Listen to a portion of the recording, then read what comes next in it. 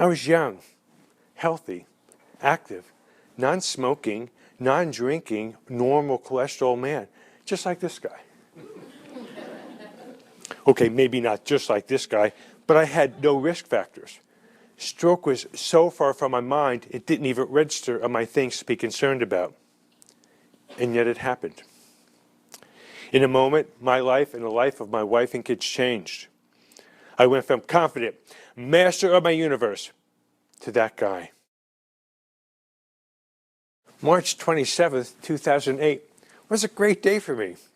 I turned 51 the day before, and I just closed a big deal, bringing me over my goal for the quarter. After work, I played squash for an hour, went home, had a fantastic dinner, and spoke to my family about a short vacation that was coming up. Can you relate to the picture I'm painting? I didn't think life could get much better. We felt we had the most important things to a happy life. We had close friends. We came from happy families. Our house was filled with laughter. And we knew that God had blessed us with many gifts. I went to bed that night, happy, healthy, and without the slightest inkling that every part of our lives was about to be put to the test in a dramatic way. I was told I was surrounded by doctors when my wife arrived at the hospital. They told her I was having a stroke. See those white spots on the scans? Those spots are a dying brain. Be happy you don't have that. Both my carotid arteries had dissected here and here. Think of a plastic straw that is bent and cracked, and you'll have a general idea what a dissected artery looks like.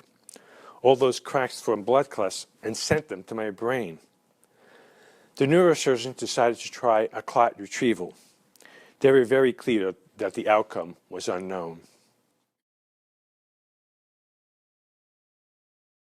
And I can't even remember everything that she said to me, but she was saying that, I need you to be thinking about decisions that you may have to make, depending on how the surgery goes. And she would say, and she said some different things that had this implication that it was going to be, do I pull the plug or do I not pull the plug, is really what the implication was. Am I going to be the one that has to decide if my husband lives or not?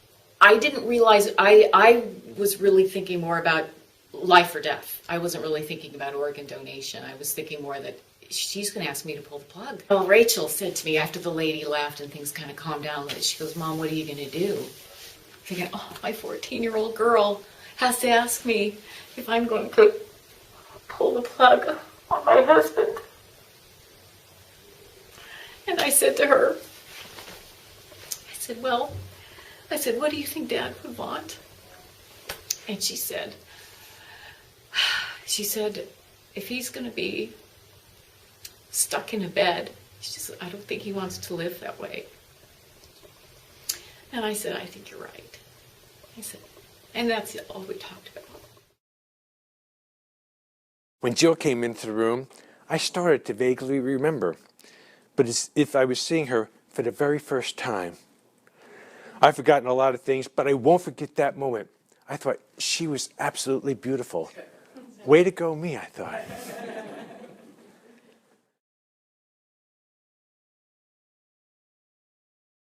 I soon realized that no sensible person climbs mountains by themselves.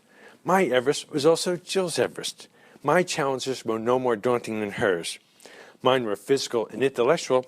Hers were emotional and practical.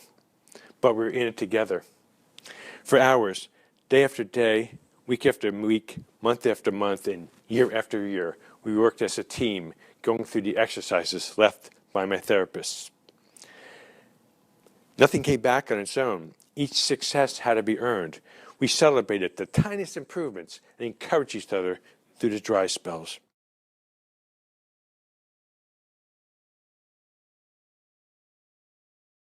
Falling down is painful. Getting back up changes you. As I stand up once again and look in the mirror, I see a very different person. I see a man who has more compassion and less judgment, less swagger and more humility. I see a man blessed with a family who loves him, no matter what he looks like or sounds like. I smile with tried true friends who are cheering for me to succeed.